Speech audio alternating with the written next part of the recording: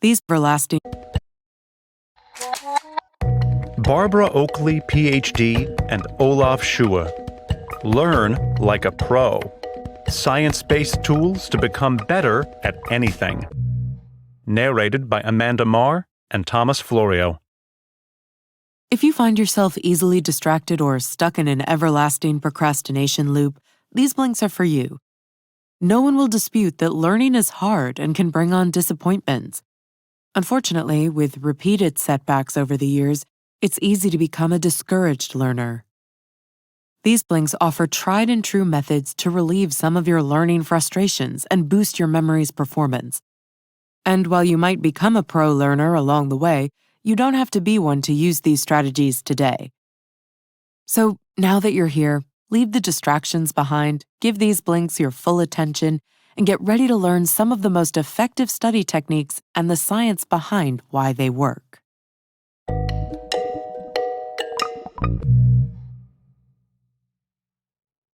Blink 1 of 7.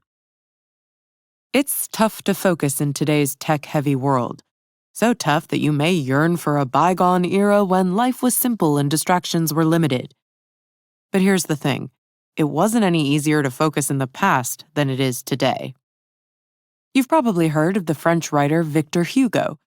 He wrote the novel Les Misérables. He lived in the 1800s, and he also struggled with focus. According to one legend, he motivated himself by working in his study completely naked, with nothing but a pen and piece of paper. His attendant was instructed to unlock the door only after he'd finished writing. This worked well for Hugo, but what are you supposed to do if you don't have an attendant and prefer to work fully clothed? Fortunately, we have modern methods for staying focused and overcoming procrastination. Perhaps the most powerful of these is the Pomodoro technique. The key message here is, use the Pomodoro technique to focus in 25-minute intervals, stay on track, and minimize distractions.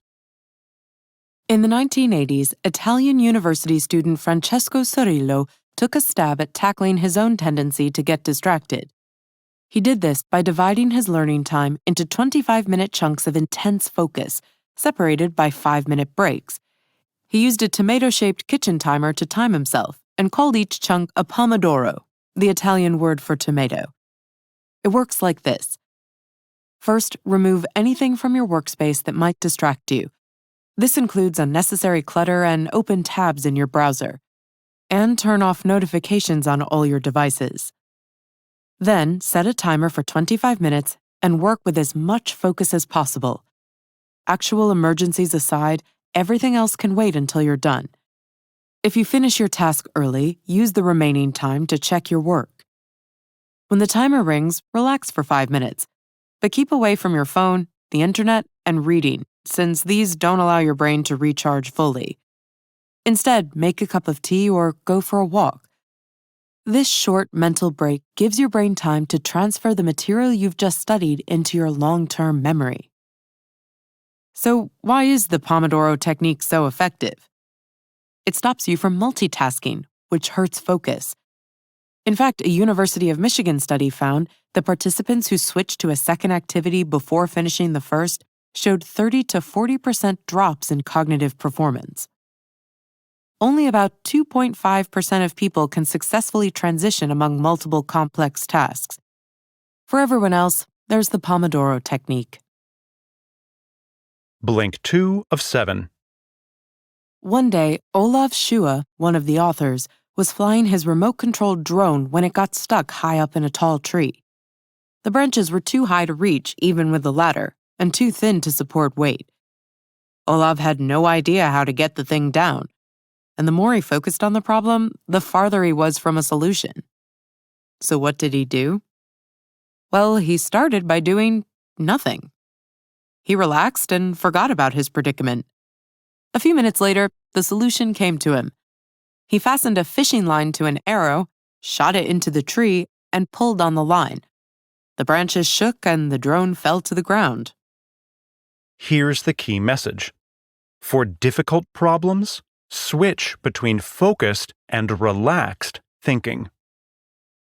So how did Olaf solve his problem by forgetting it?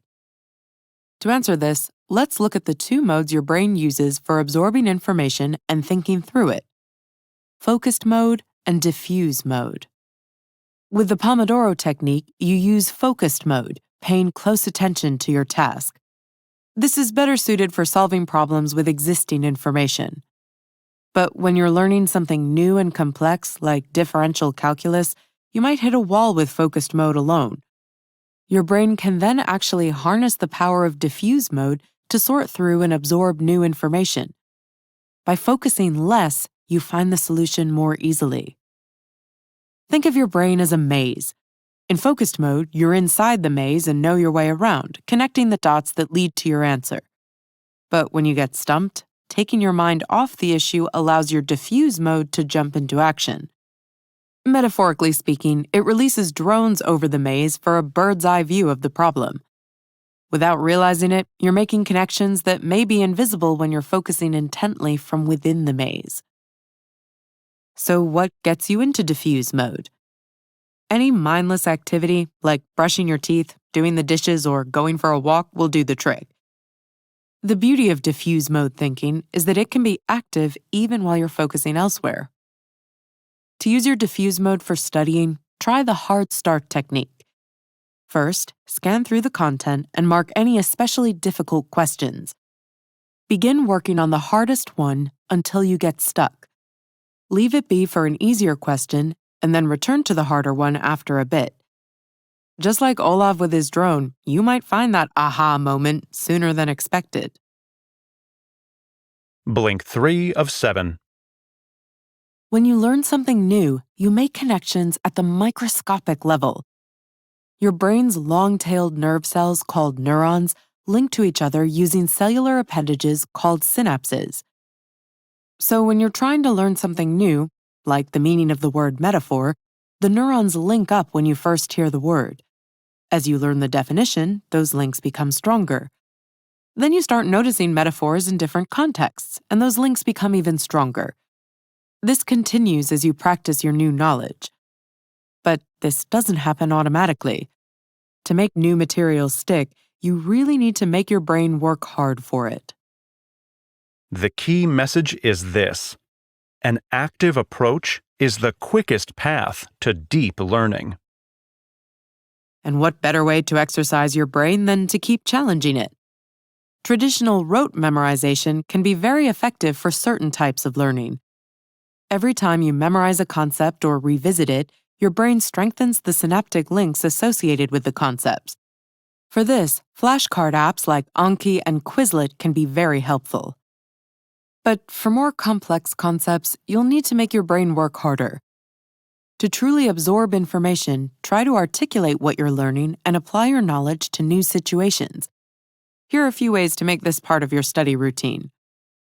The first method is called elaboration. Also known as self-explanation, this technique tests your ability to explain what you're learning in your own words. It's been shown to have a positive effect on test scores. One study demonstrated that students explaining the logic behind their answers averaged 90%.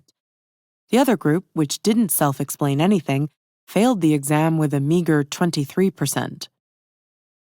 Consider another situation. You're studying for an art history exam on 3 great painters, Manet, Van Gogh, and Gauguin. As part of the exam, you'll need to distinguish the style of each artist. Now, you might think to study the paintings as presented in the textbook, which has them clumped together by artist. But this actually doesn't stimulate your brain much because you already know what to expect when looking at each example. Instead, if you randomly mix or interleave the images so you don't immediately know who painted what, you'll have to think harder about the differences among the 3 styles. The more you contrast the artist's works, the clearer those differences will become. Finally, while deep learning requires active thinking, it's also helped along by physical exercise and adequate sleep, both of which are essential to the learning process. Blink 4 of 7. One morning, you wake up and feel a bit funny. You're not yourself. In fact, you've transformed into a 4-legged octopus. This octopus is a metaphor for your short-term or working memory, which the co-authors call an attentional octopus. The average person's attentional octopus has 4 legs, each one holding a thought or concept in working memory. The trouble is that the octopus's legs are slippery, some more than others. They can't hold a thought for very long before your focus turns into a precarious underwater juggling act. Luckily, your attentional legs link to your long-term memory and pull information from it as if it were a mental locker. The key message here is, effective learning moves information from your working memory to your long-term memory. While your working memory is limited to between 3 and 5 thoughts, your long-term memory is basically infinite. It houses pre-formed links of information that can be called up at any time as extensions to your short-term memory. Here's an example. What does the word apricity mean? Okay, so you might have a hard time parsing the meaning if you've never encountered it before. But if you hear the word beautiful, you know exactly what it means. Thanks to your long-term memory, you can easily grasp concepts without having to relearn them. You can rely on a few strategies to prioritize the move from working memory to long-term memory as follows. One approach is to break material into manageable chunks. If you're learning a monologue, focus on short passages. Then, once you've mastered each segment, string them together one by one until you can recall the entire piece. Another technique is to translate information you're processing into more easily understood terms. Sometimes this means exchanging a more technical term, like torque, for its more common equivalent, twist. For note-taking, use the split notes method. Make 2 uneven columns by drawing a vertical line 1/3 of the way from the left side of the page. As you jot down notes in the right-hand column, use the left column to summarize the key ideas of each section. Review your notes at the end of the day by covering the right side and trying to recall the details. Blink 5 of 7. Imagine you're trying to deliver a quality tennis serve. At first, it'll be tough. For your first few lessons, you might focus mostly on your basic serving technique, keeping an eye on the ball each time. With enough training, though, it'll become second nature. After all, during a fast-paced match, professional tennis players don't remind themselves to look at the ball. In the early stages of learning, you rely heavily on your declarative learning system, which is this conscious way of acquiring skills or knowledge. But how does it become automatic? Whether you're a tennis player or a brain surgeon, your declarative system works with your procedural system, which helps you apply that new knowledge through intuition. Here's the key message. Your procedural system turns learned knowledge into fast-acting intuition. In contrast to your declarative system, in which you're conscious of what you're learning or trying to learn, the procedural system operates in the background. It's like a black box. It receives input from the outside world, but you can't see inside. That's how we get to the expression, it's just like riding a bicycle. If you learned to ride a bike as a child and did it enough to become a somewhat proficient cyclist, it's been ingrained in your long-term procedural memory. Even after a decades-long break, you may be nervous about trying again, but once you get rolling, your procedural system kicks in and it's smooth cycling from there on out. You may also make use of your procedural system while studying subjects like math or a foreign language. One way is to adapt the self-explanation method outlined in Blink 3. Start with easier problems and, for each step, even if you already know the answer, write out your thinking. If you have an algebra problem with multiple parentheses, for example, ask how you can simplify the equation. The more you do this for harder questions, the more intuitive these solutions will become. When studying a language, practice retrieving new words or expressions using a spaced repetition system. Many flashcard apps use spaced repetition algorithms to test you on more difficult items more often and easier items less often, until they enter your long-term memory. It takes time for new skills to migrate to your procedural learning system, but by starting early, you can prepare yourself for more advanced material later on. Blink 6 of 7. Barb Oakley, one of the authors, was studying electrical engineering when an exam was announced. It was clear from the get-go that it wasn't going to be a breeze. Barb tried learning everything about the subject, electric circuits, that was brought up in class. She did practice questions and even explained difficult concepts to other students. Yet somehow she flunked, while everyone else didn't. How could this happen? Well, Barb knew she had to show that she'd mastered the material, but the other students took things farther. They studied the professor's past exams and realized that they contained a twist that was never brought up in the book or class. Barb knew the material, but she'd missed this crucial detail. The key message is this: prepare for exams by solving old test questions and discussing the material with others. Barb realized too late that she didn't just need to learn the material to succeed on an exam. There are other factors that go into making or breaking your test performance. Individual practice questions like the ones Barb used are a great way to study material, but as Barb found out, full practice tests are even better. According to research, an hour spent taking practice exams is more effective than an hour of regular studying. But the way you take the old exams is important. It's not about just examining answers, which doesn't teach you how to get the right results. Only studying answers also forces you to depend on your working memory, which, as we learned, isn't effective. Holding on to so many concepts at once without allowing for time to process can also overtask your brain, which works against you on exams.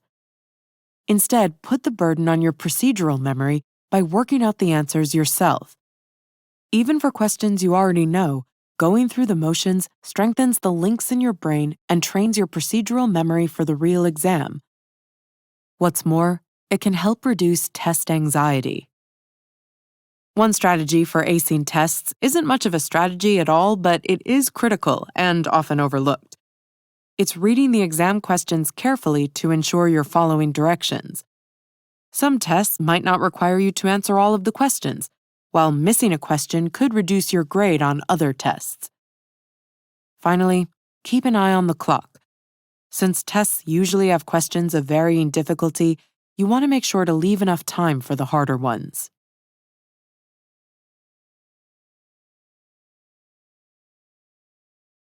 Blink 7 of 7. You've probably seen a contestant on a TV show like The X Factor or America's Got Talent react with utter disbelief when the judges give him 2 thumbs down. He was absolutely certain that his singing would blow them away. And yet, to everyone else, it's very clear that this guy didn't have much talent. How did he get to this point without once questioning his chances for success? Perhaps he lacked the metacognitive skills necessary to evaluate his own singing objectively. Metacognition, thinking about thinking, allows us to seek out feedback from others and assess criticism with an open mind.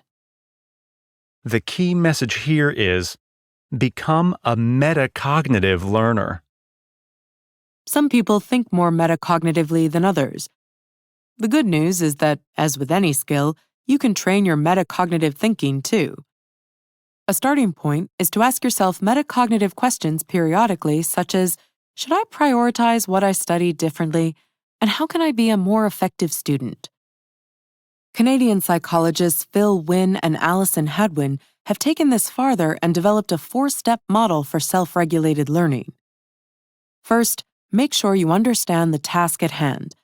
Knowing what's expected will help shape your learning process. For individual tasks, have a clear idea of the exact objective before getting to work. Often, when students aren't sure where to start, it's because they don't fully understand the task. The second step is to set goals and make a concrete plan. Instead of saying you want to learn Italian, plan to learn 1,000 Italian words within a certain time period. Your plan might look like this: practice 50 words twice a day for 3 weeks, once in the morning and once in the evening. Next, begin learning. Test out different tools and resources, such as those mentioned in these blinks. The final step is to take a breather and check your progress. Is everything going according to plan? Are some things taking longer than others? Why? If a method isn't helpful, what's a better one that gets you closer to your goal? Learning something new is always going to be difficult. But by using these learning techniques and evaluating yourself critically at each stage, you'll learn like a pro in no time. You've just listened to our blinks to Learn Like a Pro by Barbara Oakley, PhD, and Olav Schue. The key message in these blinks is that learning something new doesn't have to be a dead-end road of ceaseless frustration. In fact, many learners have used the strategies in these blinks to face their challenges and come out on top. To stay focused, use the Pomodoro technique and concentrate on just one topic at a time. If you get stuck, relax and let your diffused mode of thinking take over. The more actively you learn, the more knowledge will move to your long-term memory, and the better you'll be prepared for future learning challenges. And here's some more actionable advice. Memorize material by creating a memory palace. The next time you need to learn something by heart, why not make it a visual experience? People have been using the memory palace technique for millennia to learn huge amounts of information. First, memorize the layout of a location, maybe your house, apartment, or even a museum. For each item you'd like to memorize, assign a memorable image, then place it somewhere in that location. For example, if you're trying to learn the chemical element hydrogen, you could visualize a fire hydrant outside your front door. For helium, think of a helium balloon tied to a kitchen chair. As long as you make sure to test yourself every so often, your memory palace will stand the test of time. Blink 7 of 7. You've just listened to our blinks to Learn Like a Pro by Barbara Oakley, PhD, and Olav Schue. The key message in these blinks is that learning something new doesn't